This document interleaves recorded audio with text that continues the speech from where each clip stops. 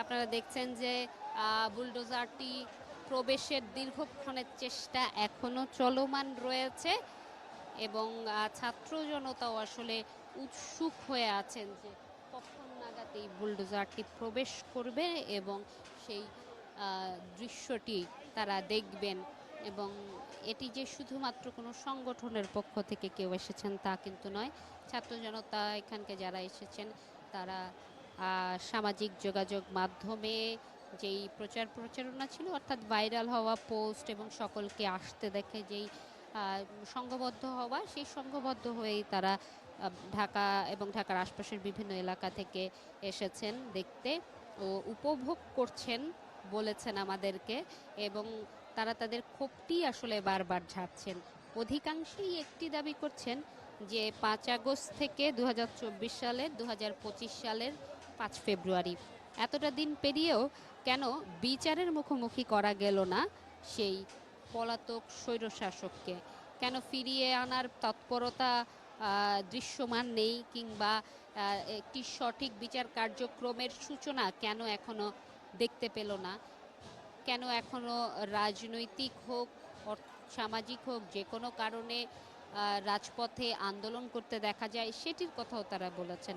কেউ কেউ আবার নিজের অভিজ্ঞতা জানিয়ে আমাদেরকে বলেছেন যে পরিকল্পিতভাবে বিভিন্ন মহলকে উস্কে দিয়ে দেশের পরিস্থিতি অস্থিতিশীল করার চেষ্টা অব্যাহত আছে, যার কারণে এই যেই 6টি মাসে কেবল বায়নাই এসেছে, বিভিন্ন জায়গায় নানা ধরনের প্রাপ্তির আশায় উস্কে দিয়ে আন্দোলন হয়েছে এবং এই আন্দোলনে অস্থিতিশীল করার একটি মূল পায়তারা আওয়ামী লীগের পক্ষ থেকে করা হয়েছে বলে তারা আসলে অভিযোগ করেছেন। এবং তারা বলেছেন যদি বিচারের আওতায় নেওয়া সম্ভব হতো, সেক্ষেত্রে এই উস্কে দিয়ে অস্থিতিশীল করার প্রবণতা থেকে হয়তো কিছুটা হলেও মুক্তি পেত জাতি।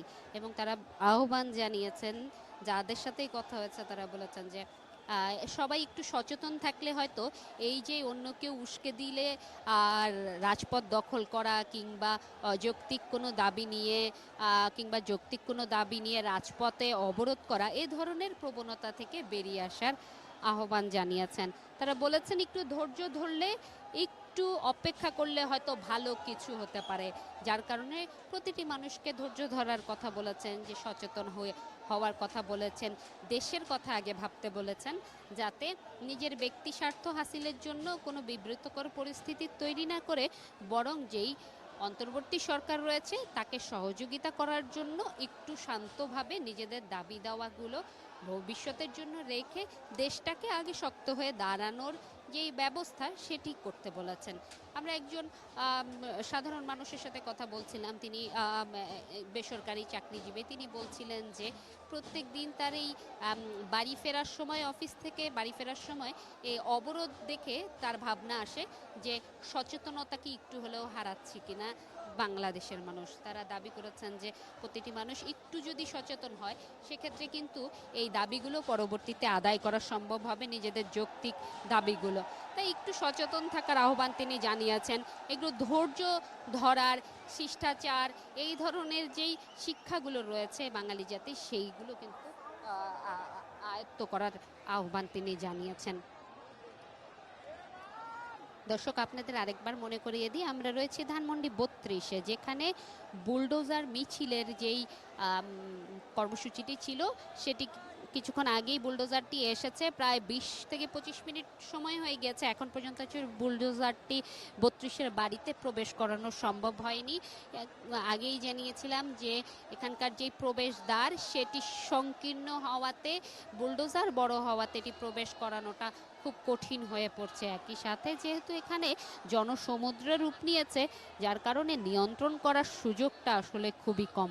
অনিয়ন্ত্রিত যেই সাধারণের ঢল সেটি এবং সংকীর্ণ পথ দিয়ে এত বড় বুলডোজার ভিতরে নেওয়াটায় বেগ পেতে হচ্ছে এখানকার যেই যিনি বুলডোজারটা চালাচ্ছেন তাকে বেগ পেতে হচ্ছে।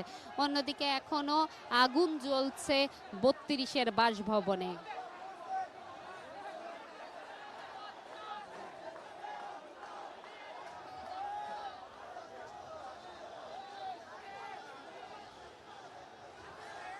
দীর্ঘক্ষণ পরে আসলে মনে হচ্ছে যে বুলডোজারটি একেবারে যেই মাপটিতে আসলে তারা রাখার চেষ্টা করছিলেন সেই চেষ্টাটি মনে হয় সফল হয়েছে। কিছুক্ষণের মধ্যে বুলডোজারটি ভিতরে হয়তো প্রবেশ করবে। আর অন্যদিকে যেই বিষয়টি জানিয়ে রাখি যে এখনো কিন্তু 32-এর ভেতরের যেই আম, আগুন সেটি জ্বলছে। এবং আমি আগেই জানিয়ে রেখেছিলাম যে আগুনের ক্ষেত্রে যেই কৌশল কিংবা পূর্ব অভিজ্ঞতা সেটা না থাকার কারণে কিন্তু এটি ঝুঁকিপূর্ণ হয়ে উঠেছে সাধারণ মানুষের জন্য। জনতার স্রোত এবং